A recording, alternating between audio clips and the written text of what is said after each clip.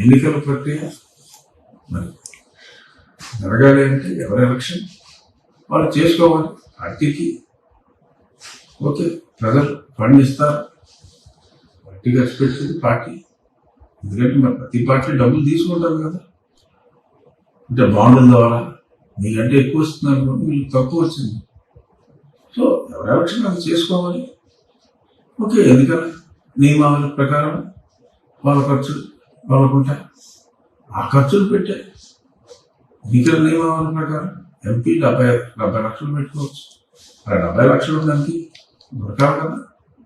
అంతేగాని 70 లక్షలు ఎంపీ ఉన్నాడని చూస్తే దాని మీద 70 కోట్లు చేసేసి మీరు అడిగి 140, 150 కోట్లు లెక్కల్లో ఎవరో అడుగుతారని చెప్పి మరి ప్రతిపక్షాన్ని దుమ్మెత్తిపోయటం అంటే ప్రతిపక్షానికి 40 సీట్లు కూడా రావన్నారు కదరా.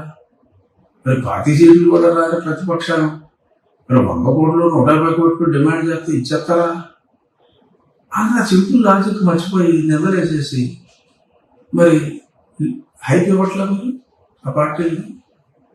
ఎవరన్నా 100 కోట్లు ఎమ్మెల్యేకి 150 కోట్లు ఎంపీకి అడుగుతాడని రాసుకుంటారా? సిగ్గుందా?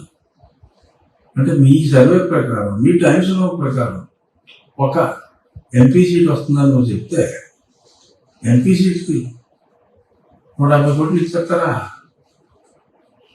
నమ్ముతాడమ్మా.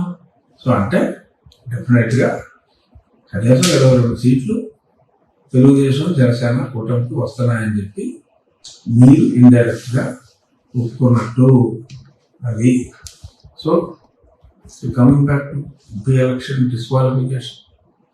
సో ఈ నలుగురిని చేస్తే ఆ నలుగురిని కూడా చేయాల్సి వస్తుంది.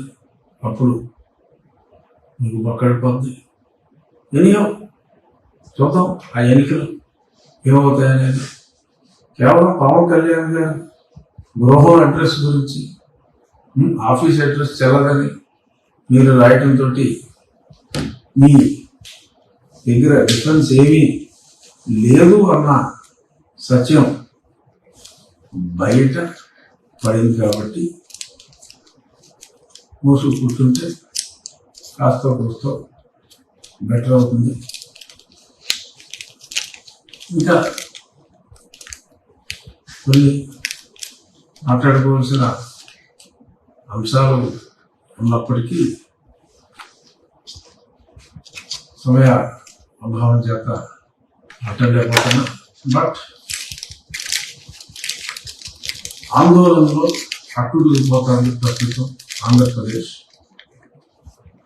మహిళలు ఆ అంగన్వాడీ ఇన్ని బెదిరింపులు బెదిరించిన వారి మొక్కవాడి ధైర్యానికి మటుకు సల్యూట్ పెట్టకుండా ముగించకూడదు.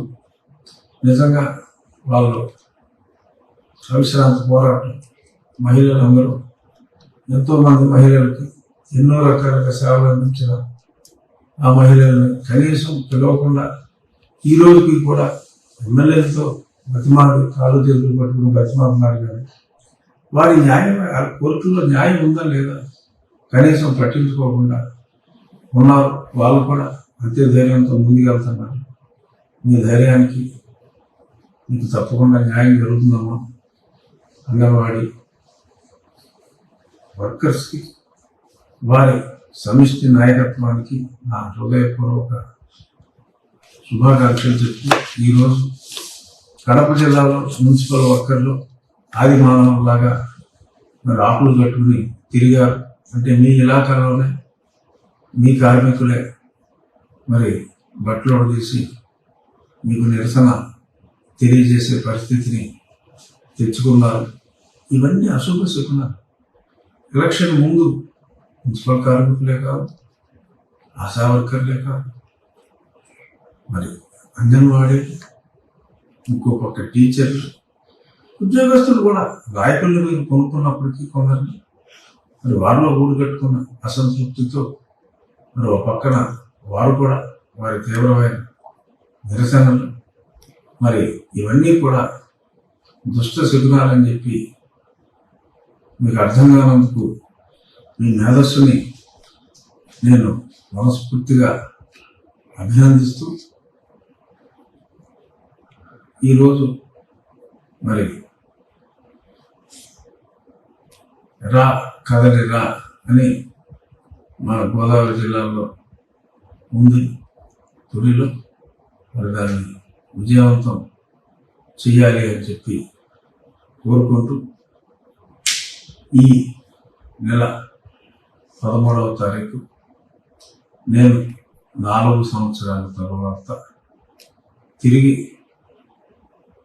నా నియోజకవర్గానికి వెళ్తున్నాను. సో ఈ విషయంలో కొత్త తొక్కడా కేసులు లాంటివి ఏమైనా పెడితే అర్నేష్ కుమార్ జడ్జిమెంట్ ఫాలో అవ్వాలి అని చెప్పి, అఫ్కోర్స్ అదే ఫాలో అవ్వాలి. ఇప్పుడు మేజిస్ట్రేట్ కోర్టులు కూడా అదే ఫాలో అవుతున్నాయి క్లియర్గా, వీళ్ళు ఏ కేసులు పెట్టినా.